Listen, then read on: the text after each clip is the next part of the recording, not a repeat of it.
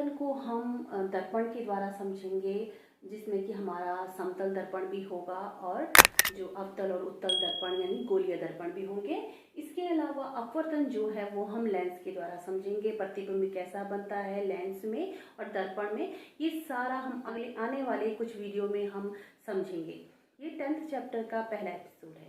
जो प्रकाश से संबंधित जितने भी तथ्य हैं, घटनाएं हैं, जो टर्म्स हैं, उनको हम आज कवर करने वाले हैं, ताकि आप आने वाली वीडियो में जो मुख्य आपके टॉपिक है उसको समझने में और उसका कंसेप्ट क्लियर करने में आपको मदद होगी। एक बात और आपको बताना चाहती हूँ जो आपके फ़ायदे की है, वो ये है कि लास्ट में वीडियो के अंत में जो सारे नोट्स हैं उनकी पिक भी मैं लास्ट में डाल दूँगी और आप उसका स्क्रीनशॉट ले लेना, या आप जिस तरह से भी आप करना चाहते हैं आप उसे लिख सकते हैं।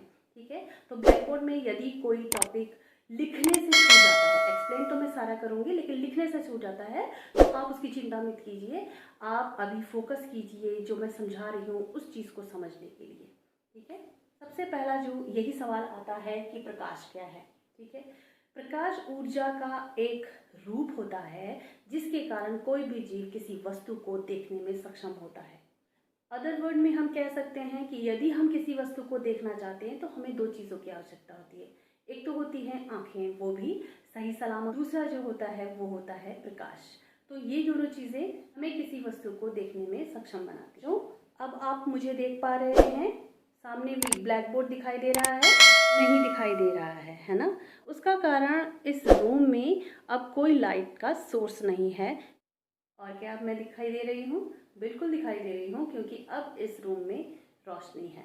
इसी तरह से होता क्या है, हम ये ब्लैक बोर्ड है, मुझे कैसे दिखाई दे रहा है, जो लाइट रेज है यानी कि प्रकाश की किरणें हैं वो ब्लैक बोर्ड पर पड़ रही हैं। और क्योंकि ये अपारदर्शी माध्यम है, अपारदर्शी मतलब बोर्ड के हमें पीछे नहीं दिखाई दे रहा है, तो जो रोशनी है, जो प्रकाश की किरणें हैं वो इससे टकरा रही हैं और बाउंस बैक होकर के यानी टकराने के बाद उसी माध्यम में वापस आ रही हैं। इन किरणों को मेरी आंखें जो हैं वो ग्रहण कर रही हैं और उसके बाद मेरी सेंसरी नर्व्स जो हैं उसको डिकोड कर रही हैं और तब जाके मैं इसे पूरा है वो पहचान पा रही हूँ, देख पा रही हूँ।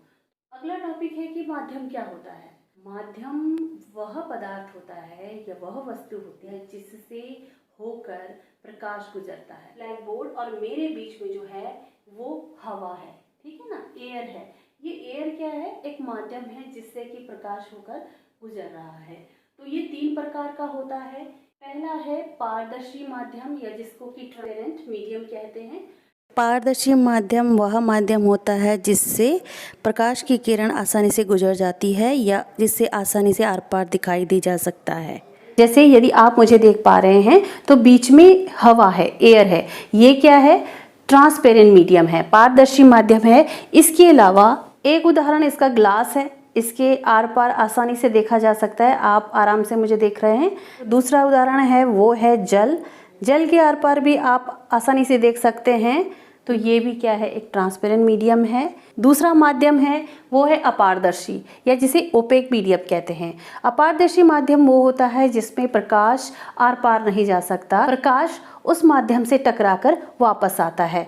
जैसे बहुत सारे उदाहरण हैं, जैसे कि अगर मैं आपके कैमरे के सामने ये बुक लगा दूं तो क्या आपको मैं दिखाई दे रही हूँ? नहीं दिखाई दे रही हूँ।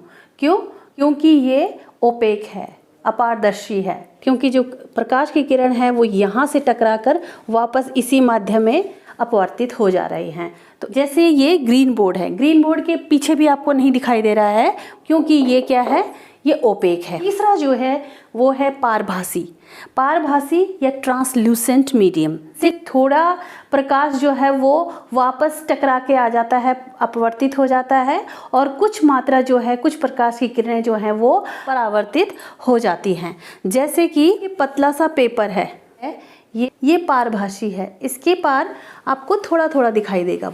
इसके अलावा एक प्लास्टिक है मेरे पास, फ्रॉस्टेड प्लास्टिक, मेरा हाथ आपको थोड़ा थोड़ा दिखाई दे रहा होगा, ठीक है। या फिर एक ये पॉलीथीन का टुकड़ा है, ये भी पारभासी मीडियम है। इसी तरह के आप बहुत सारे उदाहरण जो हैं वो एकत्र कर सकते हैं, अपने आसपास देख सकते हैं। ठीक, नेक्स्ट टॉपिक है कि सतह पर प्रकाश का क्या प्रभाव पड़ता है। यदि अत्यधिक चमकदार सतह है तो प्रकाश जो है वो पूरी तरह से अब जिस माध्यम से आया है उसी माध्यम में वापस चला जाएगा, जो ए आपको दिखाई दे रहा है। नंबर बी पर आप देखोगे कि अगर सतह पर प्रकाश की किरण पड़ती है तो वह माध्यम के आर पार हो जाती उस है। सतह सी में आप देखोगे कि माध्यम के द्वारा कुछ मात्रा, कुछ किरणों को एब्जॉर्ब कर दिया जाता है, यानी अवशोषित कर दिया जाता है। तो जितनी प्रकाश की मात्रा आती है, जरूरी नहीं कि वो पूरी की पूरी परावर्तित हो जाए, या पूरी की पूरी अपवर्तित हो जाए, या पूरी की पूरी वो अवशोषित हो जाए। तो प्रकार से सतह पर प्रकाश का प्रभाव पड़ता है।